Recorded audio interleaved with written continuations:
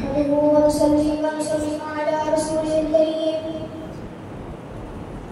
أما بعد فأعوذ بالله من الشيطان الرجيم بسم الله الرحمن الرحيم معزز سامعین میرے اساتذہ اکرام اور خصوص بالخصوص ہمارے مدرسہ کے پرنسپل حضرت علامہ مولانا مفتی عبد الرحمن حقانی نعیمی صاحب، السلام علیکم ورحمۃ اللہ وبرکاتہ۔ آج مجھے جس موضوع پر گفتگو کرنے کا موقع ملا ہے وہ ہے ہم کیسے آزاد ہیں۔ رات گھر کے اطراف میں بہت شور تھا، کہیں سنسر کی آواز تھی، کہیں پٹاخے پھٹ رہے تھے۔ ایسا لگ رہا تھا کہ کوئی چیخ کر سوئی ہوئی قوم کو جگانے کی کوشش کر رہا ہو۔ بہت مسکراتے چہرے تھے، کہیں تمبے سنائے جا رہے تھے، کہیں خوشیوں سے ہاتھ ملائے جا رہے تھے۔ ایسا لگ رہا تھا کہ مبارکباد دے رہے ہو کہ ہم اس قابل نہ تھے، مگر دیکھ آج تک ہم آزاد ہیں۔ ہمارے گانے بھی اس کے اچھے نہ تھے، مگر خوشی تھا کہ ہم آج تک آزاد ہیں۔ میں نے بابا سے سوال کیا، بابا ہم کس کی غلامی سے آزاد ہوئے؟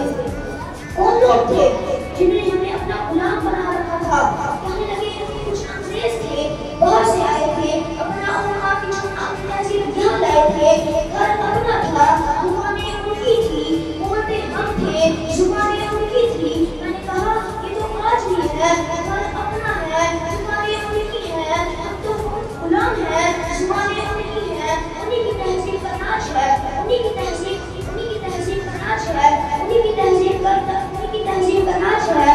بابا کچھ بدلا نہیں، بابا کہنے لگے بہت ہم فیصلہ کرتے تھے، کوئی جو عبارت نہیں، وہ ہمارا مان چاہتے تھے، کوئی جو عبارت نہیں۔ میں نے کہا یہ تو آج بھی ہے، وہ ہم فیصلہ کرے ہوئے ہیں، کوئی جو عبارت نہ، وہ ہمارا مان چاہتے ہیں، کوئی جو عبارت نہیں۔ میرے بابا کو پاکستانی تجربہ سوچا اور 70 سالہ پورے ملک کی باری سماج نے برداشت نہ کر سکے۔ کہنے لگے یہ تو زبان چاہ رہی ہے، بس یہی چلانا آتی ہے، وہ قلم چلاتے تھے، تم زبان چلاتے ہو، تم کس کام میں لے جاتے ہو کہ ہم کون ہیں؟ ہمیں یاد کرو، ہم محمد علی فاطمہ کے سائے میں اس ملک کو سجانے والے، ہم محمد علی فاطمہ کے سائے میں اس ملک کو سجانے والے، ہم اقبال علی علی ہم کے سائے میں اس ملک کو بنانے والے، ہم علی گڑھ سے اس تحریک کو چلانے والے۔ مجھے گویا میں کہیں سے بھاگوں گے تو یہی لوگ آئیں گے، انہیں گھر سے نہیں نکالو گے تو یہی گھر کو چلائیں گے۔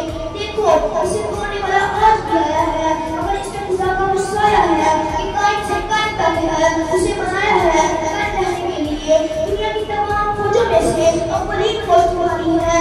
جب کعبہ پر حملہ ہوتا ہے تو فوج تمہاری جاتی ہے، تم کیسے کہتے ہو پیچھے رہ گئے ہو؟ کیسے کہتے ہو تم اندھے رہ گئے ہو؟ تم مت بھولو گے بڑے بڑے نام تم سے ہیں، تم مت بھولو گے بڑے بڑے نقشہ ستارے تم سے ہیں، اس پاک مٹی کے رہنے والے ہو، اس مٹی کو سجانا ہے۔ بن گیا تیرا پاکستان اور میرا پاکستان، اب یہاں کا ہم سب کا ہے۔ وطن کا